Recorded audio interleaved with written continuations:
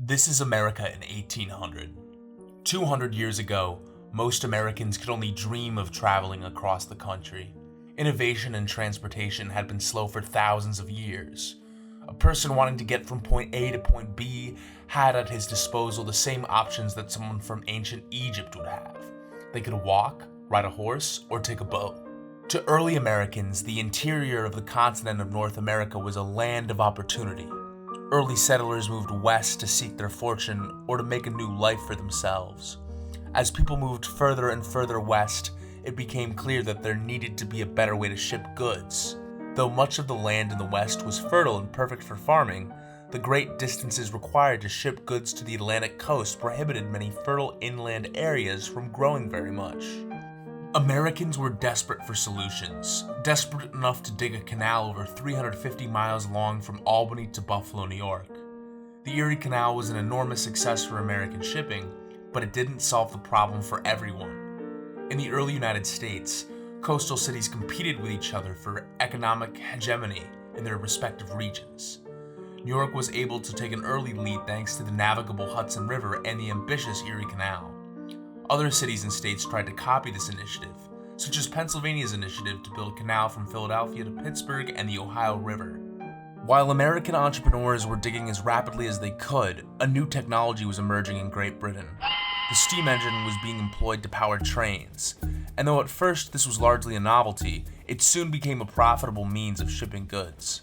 American cities, hungry for any sort of advantage that they could get into the race to connect their ports to the west, eyed trains with curiosity.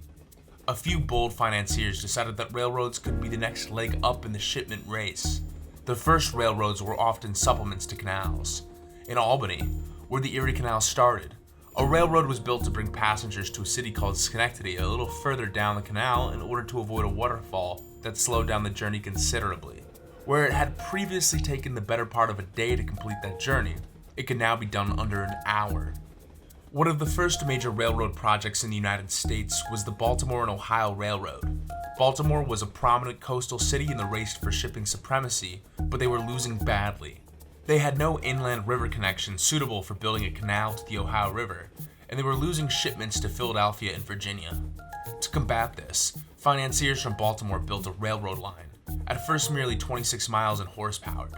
The railroad continued to expand with the goal of connecting to the Ohio River in western Virginia. This railroad and many small railroads broke ground in the early 1830s. Some other notable examples were a railroad from Boston to Albany and a railroad from Charleston to the Savannah River, both attempts by those port cities to connect their ports inland. America fully embraced the railroad. Though the steam locomotive originated in the UK, by 1840 there were 50% more miles of railroad in the US than in all of Europe. Railroad investments exploded throughout the 19th century. Between 1850 and 1860, the number of railroad miles tripled from 9,000 to 30,000, though notably there were very few connections between the North and the South, and the South invested considerably less in inter-city railroad. This would affect the outcome of the American Civil War. As more and more railroads sprung up, there became a problem of compatibility between tracks. The distance between spikes and tracks was variable between railroads, and shipments would have to be transferred if they wanted to span multiple railroads. The solution to this problem was to consolidate and standardize these railroads. Mergers and acquisitions combined small railroads to create behemoths like the New York Central Railroad and the Penn Central Railroad. The compatibility problem also surfaced in another interesting way, with time. Each railroad company was in the habit of keeping its own time, often based on the local time of that railroad's headquarters. There were no time zones in those days, and as people began to travel on multiple railroad lines in one journey, it was clear that a solution needed to be implemented. In 1883, standard time zones were finally agreed upon by railroad companies, though these zones would evolve greatly to become the ones that we know today. Around 1860, it became clear that there would be a railroad that would span the entire continent.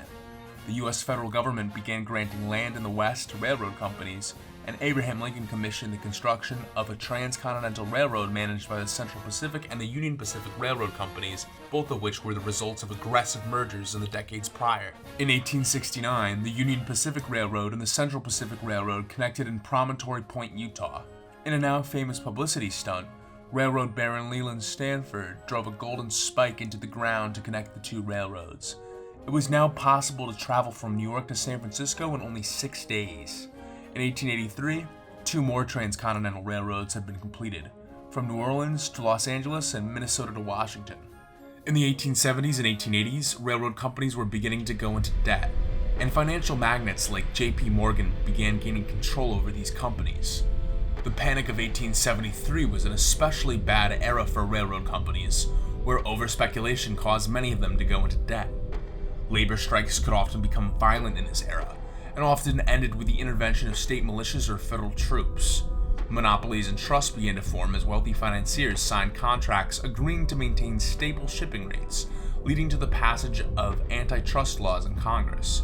By 1906, 2/3 of railroads in the US were owned by 7 entities, a pattern that exists to this day. The railroad system in America only became more uniform and consolidated as time went on. When World War I broke out, America became a crucial munitions supplier for European powers. At this time, the American labor movement was blossoming and strikes were extremely common.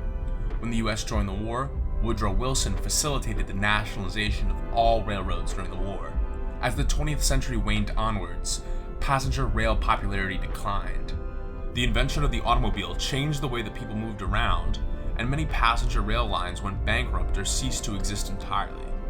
In 1916, intercity travel in the US was done by railroad 98% of the time. By 1957, that number was only 32%.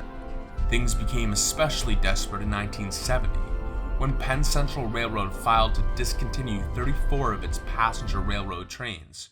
In that same year, an effort to save passenger rail in the US, a national corporation called Amtrak was created under the Nixon administration. Out of 366 passenger rail services that existed at the time, 184 continued to operate. In 1976, Congress passed the Railroad Revitalization and Railroad Reform Act. This act gave Amtrak ownership of most of the northeastern corridor where the Acela Express train runs today from Washington, D.C. to Boston. This was a big step for Amtrak, which would earn a good deal of revenue from this train line.